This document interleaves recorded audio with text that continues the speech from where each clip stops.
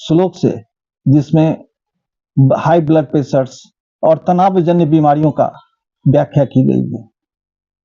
मित्रों, आप सबों ने गीता पढ़ी होगी, गीता के मर्म को समझा होगा, लेकिन आज मैं वैज्ञानिक दृष्टि से, आधुनिक दृष्टि से इस श्लोक में कैसे तनाव उत्पन्न होता है, तनावजन्य रोग कैसे आज के युगों में हो रहा है, इसकी उन्होंने बहुत वर्षों पूर्व इसकी व्याख्या कर दी गई है।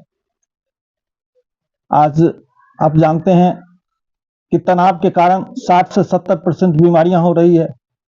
अधिकांश रोगों का कारण तनाव ही माना जा रहा है, चाहे वो ब्लड प्रेशर हो, डायबिटीज हो या गैस्ट्रिक, जिसे हाइपर एसिडिटी कहते हैं। यहाँ तक कि कैंसर के बारे में कहा जाता है ये तनाव से उत्पन्न होता है और ये तनाव इसका मुख्य कारण है। तो तनाव इस श्लोक में, गीता के श्लोक में आप जानेंगे कि कैसे तनाव का नियंत्रण किया जा सकता है, तनाव कहाँ उत्पन्न होता है। ये आपको इस वीडियो को आप अंत तक देखेंगे तो आपको पता चल जाएगा कि तनाव किस तरह से हमारे शरीर को प्रभावित करता है।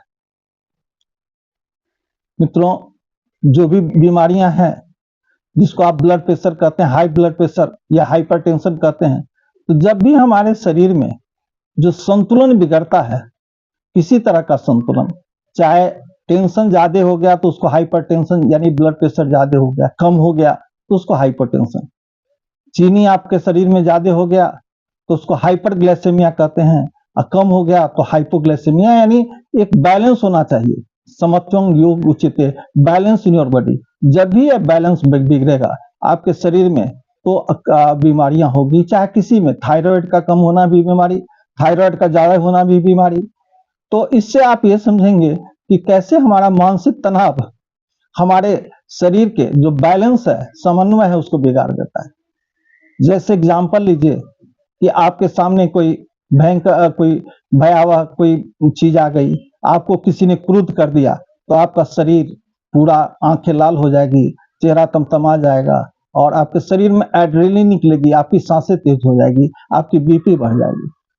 तो इसको कैसे समन्वय किया जाए, ये हमारे शरीर में फाइट एंड फ्लाइट की जो ऑलवेज चलती रहती है, उसको समन्वय करने का गीता में इस श्लोक के द्वारा आप अच्छी तरह से समझेंगे कि कैसे होता है। अब हम बात करते हैं हाई ब्लड प्रेशर का, जिसमें 95% केसेस में यह नहीं मालूम होता है कि इसका कारण क्या है, इसकी एटियोलॉजी क्या है। सिर्फ 5% लोगों को यह पता होता है ब्लड प्रेशर का क्या कारण है। तो उसमें तनाव को मुख्य रूप से माना जाता है कि तनाव इसका एक मुख्य कारण है। आप जब किसी डॉक्टर के पास जाएं, कहीं जाएं, तो सबसे पहले पूछेंगे कि आप तनावग्रस्त तो नहीं है, आपको किसी तरह से तनाव तो नहीं है। तो इस श्लोक में आप ये जानेंगे कि कैसे तनाव हमारे शरीर में उत्पन्न होता है और उसका जड़ कहाँ पर है। तो गीता का 15वां अध्याय के पहले श्लोक को आप जब पढ़ेंगे, जो है ऊर्ध्वमूलम अधः शाखम अस्वस्थम प्राहुर्व्यम छंदांसी जस्य पर्णानि जस्त वेद स वेदति। अर्थ हुआ ऊपर की तरफ जड़ और नीचे की तरफ डाली वाला संसार रूपी पीपल का वृक्ष अविनाशी कहा गया है, जिसके पत्ते वेद हैं। उस संसार रूपी वृक्ष को जानता है वही वेदों को जानता है।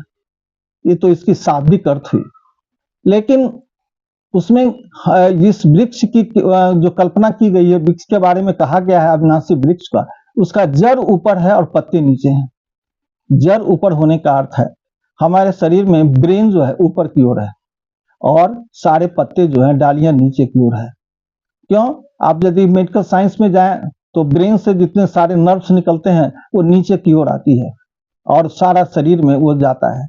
यदि आपको अभी क्रोधावस्था में लाया जाए तो आपकी सांसें तेज हो जाएगी, आपका वो बीपी बढ़ जाएगा, आपका हार्ट रेट बढ़ जाएगा। तो ये सारे आपका ब्रेन में जो भी स्टिमुलेशन होता है वो पूरे शरीर को जाता है। उन्होंने कहा कि ये वृक्ष जो है उल्टी हुई वृक्ष है, जो उसके पादप तो नीचे है और जड़ ऊपर की ओर है। तो ये है, ये आपका मन है। तो जब भी आपका मन, तो हम करते क्या हैं, शाखाओं को तो सींचते हैं और लेकिन मन को नहीं सींचते हैं। इसमें यदि यौगिक दृष्टि से देखा जाए तो मन को सींचना, पहले कहते थे तन स्वस्थ तो मन स्वस्थ, अब हम कहते हैं मन स्वस्थ तो तन स्वस्थ। तो यदि आपका मन स्वस्थ है, आप में किसी तरह निगेटिविटी नहीं है, आप किसी तनावग्रस्त नहीं है, तो आप स्वस्थ रहेंगे। मैं एक छोटी सी कहानी के माध्यम से इसको समझाना चाहता हूँ कि एक व्यक्ति हैं जिससे उन्हें पौधों का बड़ा शौक है, घर में बहुत सारे गमले लगा रखे हैं। एक दिन बाहर जा रहे थे तो अपने नौकर को बुला के कहे कि मैं 3-4 दिनों के लिए बाहर जा रहा हूँ, तुम मेरे इस पौधे को देख रेख करना और उसको उचित देखभाल करना। जब वो 4 दिन के बाद लौट के आते हैं तो उनसे पूछते हैं कि आपने उस गमलों के पौधों को अच्छे से देखभाल किया? उन्होंने कहा हाँ सर, मैंने तो सब कुछ किया, उसके पत्ते को झाड़ा, गंदगी को झाड़ा, गमले के जो बर्तन थे उसको साफ किया, जिसमें वो जाके देखते हैं तो इसने तो सब काम किया लेकिन उसमें पानी नहीं डाला। तो वो देखते हैं कि सारे पौधे मुरझाए हुए हैं। यही स्थिति हम लोग के पास है। हम अपने पूरे शरीर को तो देखते हैं, मेरे कपड़े अच्छे कि नहीं है, कपड़े साफ हैं कि नहीं, लेकिन मन की सफाई, मन को पानी देना जो है वो नहीं देते हैं। और गीता में यही क्या कह रहे हैं कि यदि आपका मन स्वस्थ होगा तो तन भी स्वस्थ होगा। इसको मन रूपी जड़ को आप पानी पटाएं, इसके लिए आप योग में ध्यान करें, गीता अध्ययन करें और मन को शांत रखें। नेगेटिव विचारों को यदि दूर रखेंगे तो आपको स्वतः ये पौधा अच्छा रहेगा और ये तनावजन्य रोगों से आप बच जाएंगे।